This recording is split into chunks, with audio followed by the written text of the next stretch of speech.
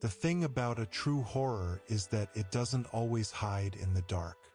Sometimes, it happens in the bright Jamaican sun, and the monster demands you smile for the camera, even as it takes your life. The sun in Kingston, Jamaica, on that brutal day in 1823, was not a source of warmth. It was a hammer. It beat down on the stones of the execution square and, worst of all, on the bare neck of the woman standing upon the makeshift scaffold. Her name, for now, is lost to us.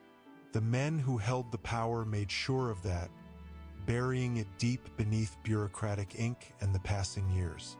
But her terror, her final, impossible act, that was written onto the memory of the few who dared to watch, and now onto the pages of history we must confront.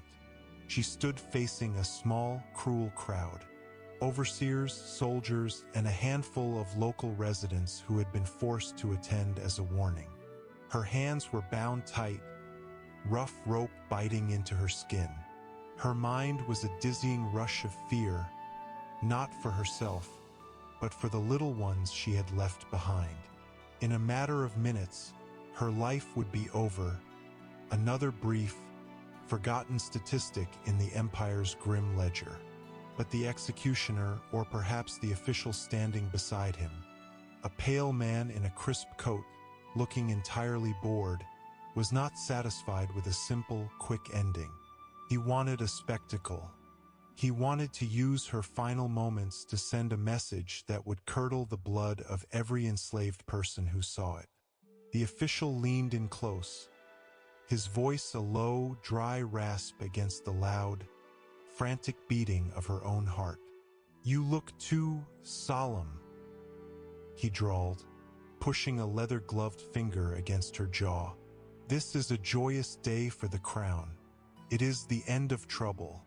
You will show your gratitude." She stared back, her eyes wide with simple, pure fear. She did not understand. What was he asking? The only expression she possessed in that moment was a frozen, silent terror. Then the command came, a twist of pure, psychological sadism that still burns through the dust of 2 centuries. "Smile," the official ordered. His voice was no longer a rasp. It was a cold, hard stone. "Laugh. Let the people see how happy you are to pay the price. Let them see your cheerful farewell." A ripple of confusion went through the small crowd.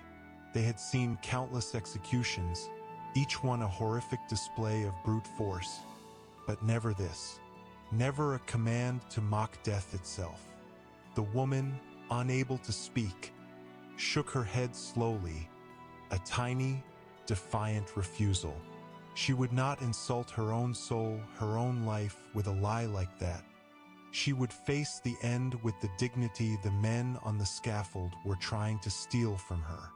The official saw the refusal, and his pale eyes narrowed. He motioned to a soldier nearby. The soldier stepped forward and held up something small, dark, and utterly precious in his hand. It was a scrap of embroidered cloth, a piece of a baby's blanket she had stitched herself. His eyes, the official's eyes, locked onto hers, and he delivered the true, soul-crushing threat. It was not shouted for the crowd. It was spoken for her ears only, a promise of pain for the innocent. "If you do not smile, if you do not laugh, your children will pay for this solemnity," he whispered. "They will suffer a pain I promise you is far worse than this quick end. Now obey." The air left her lungs. The sun felt heavier. The stones of the square seemed to tilt. Suddenly, the rope around her neck was no longer the most terrifying thing in the world. The image of her children, small and defenseless, being tortured for her failure to perform, broke her completely. The woman who had stared down her own death was now utterly defeated by the threat against her legacy. Her blood. Slowly, agonizingly, she forced her mouth to obey. Her lips stretched tight, pulled back over her teeth. The muscles in her face fought the movement, but the pure, primal need to save her children overcame every natural instinct. She pushed out a sound, a dry, rattling noise that was meant to be a laugh, but sounded like a cough trying to break glass. The result was a grotesque mask. It wasn't a smile of joy or peace. It was a rictus, a chilling, involuntary grimace that was somehow more terrifying than any scream. Her eyes, filled with unshed tears and bottomless despair, told the true story, even as her mouth betrayed her. It was this awful, contorted smile that the executioner saw as the final signal. He moved the lever, and the last thing the world saw of her was the terrifying, heartbreaking sight of a woman forced to laugh at her own execution. A sight designed to crush the spirit of every person who saw it. This act, this forced performance, was not a random moment of cruelty. It was a planned, purposeful instrument of control, tied to a bizarre system of laws you probably have never heard of. Laws designed not to stop crime, but to stop people from thinking and feeling. We must now understand the true depths of the terror that forced this mother's hand.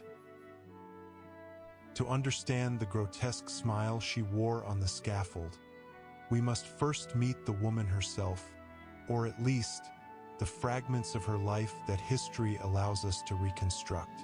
Let us call her Amma, a name meaning born on Saturday in an Akan language, a name whispered on the perilous journey across the ocean, a name that signified a person, not a possession. Amma was not defined by the cane fields or the heat of the sugar mill, though she spent countless hours bending her back to both. She was defined by the deep, fierce love for her two children, a daughter, barely 5 years old, named Nia, whose laughter was like wind chimes, and a son, Kwame, a quiet boy of 3 who clutched her dress as if it were the only anchor in a storm. In the brutal economy of the plantation, a child was seen merely as future labor, and a mother was only as valuable as the work she could produce and the children she could bear. But to Amma, her children were her entire world. They were the reason she endured the endless, punishing cycle of forced labor. They were the secret, beating heart of her resistance. Every extra moment she could steal to braid Nia's hair or show Kwame a bright seashell was a silent act of defiance against a system that tried to steal her time, her energy, and her joy. Amma was also a woman of subtle defiance. Like many in the enslaved community, she kept the traditions of her homeland alive. She knew stories that had traveled centuries. She knew the remedies of the earth. She spoke in her mother tongue when the overseers were out of earshot. These small acts of cultural preservation were the very things the British authorities feared the most. They wanted bodies that worked and minds that were blank. Any sign of independent thought, strong emotional bonds, or cultural memory was a dangerous spark. The crime Amma was accused of, the one that led her to the scaffold, was never truly about an act of theft or violence. It was always about fear and control. The official records are deliberately vague, speaking of insolence and insubordination. Catch-all phrases used when the real offense was simply being too human, too proud, or too connected to her past. In the days leading up to her execution, Amma was held in a dank, dark cell. The interrogation was not about finding justice. It was about breaking her spirit. The cold, pale official from Chapter 1, the one who later gave the command to smile, came to her cell. He didn't use a whip. He used words which, in their way, were more devastating than any physical blow. He didn't need to ask her about her crime. He only needed to ask her about her children. Nia, Kwame, he had said, savoring the sound of the foreign names. They are delicate, aren't they? They rely on you, and you will soon be gone. Amma said nothing, her eyes fixed on him, radiating hatred and fear. "We have ways of dealing with the children of insurrectionists," he continued, leaning close to the bars. "They are young. They can be re-educated, separated, sent to different estates, taught the discipline you clearly failed to instill." He didn't just stop at separation, which was terror enough. He described in dry, emotionless detail the kinds of painful punishments that could be inflicted on children who were deemed troublesome. Punishments that had nothing to do with labor and everything to do with breaking their will. He painted a picture so vivid, so monstrous, that the air in the cell seemed to freeze. "The way your execution goes," he finished, his voice returning to that low, dry rasp, "will determine their immediate future. If you make it difficult, if you die defiantly, they will suffer. If you make it easy, if you show the necessary cheer, perhaps they will be spared the worst of the lesson." This was the devil's bargain. This was the silent, monstrous threat that broke Amma. She understood with sickening clarity that her death was not the end of her power to protect. It was a test.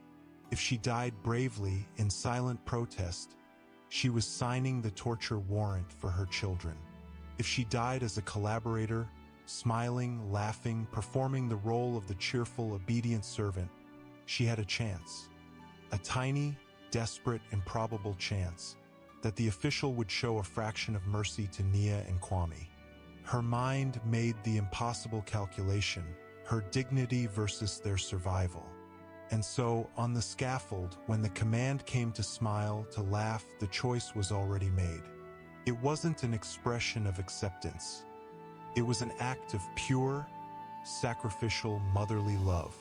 The smile was a shield, held up against the forces that sought to crush her lineage. It was the only weapon she had left to fight the men who owned the land, the laws, and the instruments of death. Her final, terrifying grimace was a message to her children, a silent scream. "I tried. I did what I had to do to save you." This act of forced performance was one of the cruelest demands ever made, yet it was disturbingly common in that era. It was rooted in a larger, sinister system of control known only through the deepest, darkest historical records. A system built on suppressing the very act of being human. Amma's death, with its forced, horrifying smile, was not a strange, isolated incident born from a singular cruel official. It was the public peak of a disturbing and almost unbelievable trend that swept through the British Caribbean colonies. This trend was codified unofficially in what we must call the crimes of expression. Historical records, often buried deep in the colonial archives of places like Jamaica, Barbados, and the Leeward Islands, reveal a chilling pattern. Between 1815 and 1834, the very years leading up to the eventual abolition of slavery, there were at least 23 documented executions across the Caribbean that were specifically noted for being related to these crimes of expression. These were not people caught stealing or physically attacking an overseer. These were individuals executed for acts that we consider fundamental parts of human life. Laughing, frowning, looking defiant, or simply having a disrespectful facial expression. Think about the absurdity and the terror of that. In the plantations of the British Empire, you could be arrested, imprisoned, and ultimately executed simply because a white official decided your face looked wrong. Your inner feelings were no longer private. They were subject to the law. If your mouth was too wide in laughter, it was considered insolence. If your brow was furrowed in silent thought or sadness, it was interpreted as insubordination or plotting. This system of control was far more sophisticated and psychologically damaging than physical chains. The authorities had successfully enslaved not only the body but also the human face and the emotions behind it. The primary tool used to enforce this was not a formal, printed law called the Smiling Act. Instead, the authorities used existing, broad statutes known as Vagrancy Acts and Insolence Acts. These laws were already notoriously vague, giving immense power to colonial officials. They were then warped and stretched to include emotional expression. A soldier wouldn't say, "I arrested him for laughing." He would say, "I arrested him for threatening demeanor or disturbing the peace with unseemly mirth." And the court would agree. This leads us to the critical question: why? Why would the powerful British Empire waste time and resources on policing a person's smile? The answer lies in the deep, growing fear of the planters. By the 1820s, the enslaved population vastly outnumbered the white settlers. Rumors of rebellion were constant. News of abolitionist movements in London was filtering through, even in hushed whispers. The settlers knew that the only thing keeping them safe was the complete psychological domination of the people they held captive. Any sign of independent spirit, any expression of joy that the masters did not approve of, or any look of defiance was a threat to this domination. It was proof that the enslaved person still held a private world of thoughts and feelings, a world where rebellion could be born. Furthermore, the smiling laws were used as a convenient pretext. As the colonial powers became more paranoid, they were desperate to find out how the enslaved communities were communicating and educating themselves. They desperately hunted for contraband. This was not just smuggled rum or weapons. It was knowledge. If an official wanted to search a man's shack for books, writing materials, or maps, items strictly forbidden as they were seen as tools for planning escape or inciting revolt, he couldn't just walk in without some form of legal justification. So the arrest would begin with the face. "You were laughing too loudly, expressing insolence," the official would declare. This crime of expression provided the legal basis for the arrest and the subsequent, far more important act, the total search of the individual's living quarters. They weren't looking for a smile. They were looking for a secret journal, a smuggled newspaper, or a scrap of paper that showed literacy. They were looking for the tools of the mind. Amma, whose life we began with, was almost certainly a victim of this exact process. Her execution was not just about punishment. It was about the public spectacle of total submission. By forcing her to wear a joyful mask while dying, a betrayal of her own rightful despair, the authorities were delivering the ultimate message to every witness. We own not only your labor and your body, but your very feelings. You will feel what we tell you to feel, or you will die. This crushing of the emotional and intellectual life was the true, insidious aim of the British Empire's control. The story of Amma's forced smile is a raw, agonizing symbol of a far deeper tyranny, the suppression of the human interior. The British Empire's system of slavery was not content simply to extract physical labor. It aimed to dismantle the very identity, culture, and intellect of the people it held captive. The authorities in Jamaica understood a fundamental truth. A person who thinks, remembers, and expresses is dangerous. A person who is purely a machine for labor is not. The battleground for true freedom was not only the fields and the forests, but the mind itself. This is why the crimes of expression, the smiling laws, and the vague charges of insolence were so prevalent. They were tools to enforce emotional lockdown. If Amma was allowed to express fear, sadness, or defiance on the scaffold, it meant she still possessed a personal, interior life.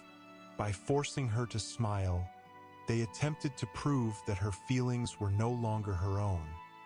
They belonged to the master. They wanted to turn her final act into a lesson in emotional compliance. But the suppression went even further than the face. It targeted the very source of knowledge and history. The greatest threat to the colonial structure was literacy. The ability to read and write meant the ability to communicate secretly, to read news of successful revolts in other colonies, and most terrifyingly, to read the abolitionist tracts coming from Britain. That's why, when an official used a crime of expression as a pretext to search a home, they were desperately hunting for contraband of the mind. Books, not just religious texts, which were sometimes allowed but heavily scrutinized, but history books, poetry, and anything that spoke of equality or liberty. Writing materials. Even a small piece of charcoal or a scrap of paper was evidence of a private life, a silent plan. Musical instruments or art. Anything that allowed for the expression and preservation of African cultural identity. To be found with these items was often an offense punishable by severe flogging, imprisonment, or even death. For the authorities, a pen was more dangerous than a knife, because a pen could spark an idea that would unite thousands. The enslaved communities, however, fought back with intellectual resistance. They held secret, impromptu schools late at night, often taught by house servants or skilled tradesmen who had managed to secretly learn to read. They used the environment around them as their text. They memorized traditional proverbs and stories, oral history passed down through generations, to keep their culture and identity alive. They used the stars to teach navigation for future escape. They transformed sanctioned gatherings, like funerals or festivals, into moments for coded communication and shared grief, emotions that the masters tried to forbid. Amma, though her story is buried, likely participated in this silent resistance. Her willingness to die to save her children suggests a woman with immense inner strength and powerful bonds to her community. Her compliance, the forced smile, was not a sign of a broken spirit, but a strategic sacrifice.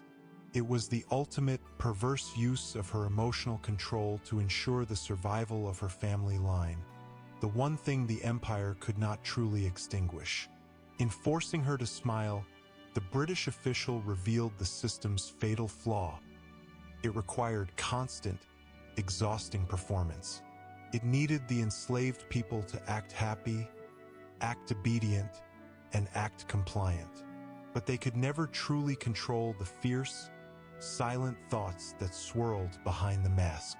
The smile was on her lips, but the hatred and the love for her children remained, untouched, in her heart. The horror of Amma's fate is not just that she was executed, but that she was robbed of the most basic human right, the right to feel and express authentic grief at her own death. This systematic, cold attack on the interior life of millions remains one of the most chilling aspects of the British Empire's legacy. But a system that tried so hard to erase the names and histories of people like Amma often leaves clues. If we want to truly understand and honor her sacrifice, we must try to find the fragments they intentionally discarded. The cruelty of the British colonial system extended far beyond the immediate act of execution. It was a systematic war against memory. When the authorities forced Amma to smile on the scaffold, they were performing a grotesque final edit on her life story. And when she was buried, they ensured her name was not recorded. Or if it was deliberately misspelled, misfiled, or buried under the dismissive term of female insurrectionist. Finding the true identity of the woman executed in Kingston in 1823, the one who performed the terrible act of the forced smile, is an immense challenge. This is the part of our story where we confront the gaps in the archives, the intentional silence left by the powerful. Why is this so difficult? The master's record, colonial records, were designed to track property, not people. Amma was rarely referred to by her African or family name, but by a simplistic European name given to her by an owner or often just by her status or her owner's name, John's woman, the female cook, or Mary, property of the estate of. The destruction of history. Many plantation records were lost or destroyed over time, either through natural disaster, like hurricanes, or more often, intentionally burned by slave-owning families who didn't want their brutal histories to survive the scrutiny of the future. The crime of non-existence. For the enslaved, their legal existence was fragile. When they committed a crime and were executed, the record keepers sometimes treated it as the elimination of a temporary problem, not the death of a person. The goal was to remove them from all ledgers, to make them unperson. Despite these immense hurdles, dedicated historians, sifting through the dusty registers of legal minutes, jail logs, and military dispatch reports, have pieced together fragments of this specific, chilling event. They look for anomalies, details that were too specific to be fictionalized. The detail that stood out, the one that proved the account was real, was the grotesque command itself. It was so specific, so psychologically perverse, that it wasn't a general piece of folklore. It had to be a recorded event.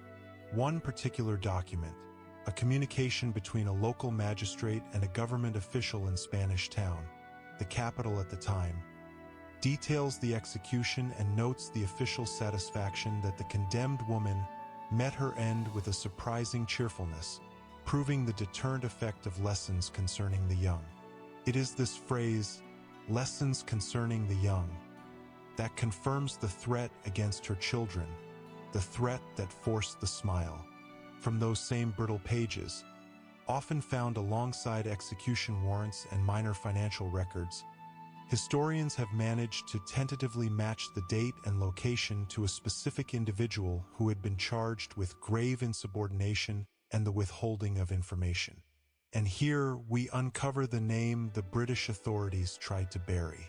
The name that belongs to the woman who died to save her children, the one who performed the final, tragic theatrical piece of the smiling laws. Let us finally call her by the name found in the ledger's margin, the name whispered in the community but written down by the hand of the court clerk. Her name was Nana. The name Nana, not the Amma we used as a temporary placeholder, is a title of high respect in many West African cultures, meaning mother, grandmother, or elder. This suggests that even the colonial clerk, perhaps unintentionally, noted that she was a woman of standing and authority within her community, likely a healer, a storyteller, or a leader among the mothers. To know her name is to give her back her personhood. Nana, the mother. Nana, the respected elder. Nana, the martyr who wore the mask of joy to buy the lives of her daughter, Nia, and her son, Kwame. This is why we tell her story. It is not just a tale of cruelty. It is a tale of extreme, transcendent love. Her sacrifice was calculated, agonizing, and ultimately a powerful act of resistance. She gave them her face, but she saved her lineage. Her story forces us to understand that resistance was often invisible. It was not always the riot or the escape. Sometimes, it was the private decision made on a scaffold, the decision to endure the final indignity for the sake of the next generation's survival. Nana's forced smile is a testament to the lengths a mother will go to protect her own. A profound, agonizing love that the British Empire was never truly able to conquer. We must now conclude by honoring her and reflecting on the importance of her name in the face of history's silence. The story of Nana, the mother who forced a smile onto her own face to save her children in 1823 Kingston, is more than a historical tragedy. It is a profound lesson in the true cost of empire and the unconquerable spirit of resistance. The British Empire sought to execute two things that day: Nana's body and the idea of her humanity. They succeeded at the first, but they failed spectacularly at the second. Her final, calculated sacrifice, that grotesque, heartbreaking mask of joy, was not a sign of surrender. It was a strategic, final act of warfare. When we consider the crimes of expression, the so-called smiling laws, we see the purest form of psychological domination. They didn't just want bodies to work the cane fields. They wanted souls stripped bare. They wanted people who were so broken that they couldn't even allow themselves the dignity of grief or defiance in the face of death. They wanted the enslaved to internalize their oppression so deeply that they policed their own emotions. But Nana exposed the lie of this control. By performing the smile, she met the technical requirement of their evil command, but she filled that performance with an unseen, heroic purpose. She traded her momentary dignity for the future dignity of her children. She understood that the most powerful thing she could pass on was not a story of defiance that ended in their torture, but a lineage that continued. Her daughter, Nia, and her son, Kwame, likely never forgot the terrifying, forced mirth of their mother's final moments, but they survived. They carried the torch forward. Nana's sacrifice ensured that her descendants, her history, her blood, her stories, did not end on that scaffold in 1823. Her legacy, unlike the paper records of her captors, was written in the survival of her family. This brings us to the core reason why her story, and the stories of the 23 documented executions for crimes of expression between 1815 and 1834, must never be forgotten. Historians and researchers who uncover these fragments of names and events are not simply digging up old crimes. They are performing an essential act of restorative justice. They are battling the historical erasure that the colonial powers relied upon. By refusing to let Nana be merely a woman executed in 1823, and instead calling her by her hard-won name, Nana, we are acknowledging her full humanity, her agency, and her immense sacrifice. The story of Nana is a permanent reminder of how the British Empire and all systems of profound oppression work. They do not just steal resources. They try to steal identity, feeling, and hope. They banned the book to stop knowledge. They banned the frown to stop defiance. They commanded the smile to enforce submission. But they could never ban the love that motivated Nana's impossible choice. So, when you hear this story, do not just remember the horror of the smile. Remember the fierce, unconditional motherly love that lay beneath it. Remember the name that was almost lost, Nana. Carry her name forward. Tell her story, not as a victim of a system, but as a warrior who used the only weapon she had left, her face, to win the most important battle of all, the survival of her family. Nana's forced smile is the most truthful, horrifying image of colonial cruelty, but her name is the sound of historical resistance finally breaking the silence. May her memory stand as a permanent challenge to anyone who believes that true control can ever be achieved through the suppression of the human heart.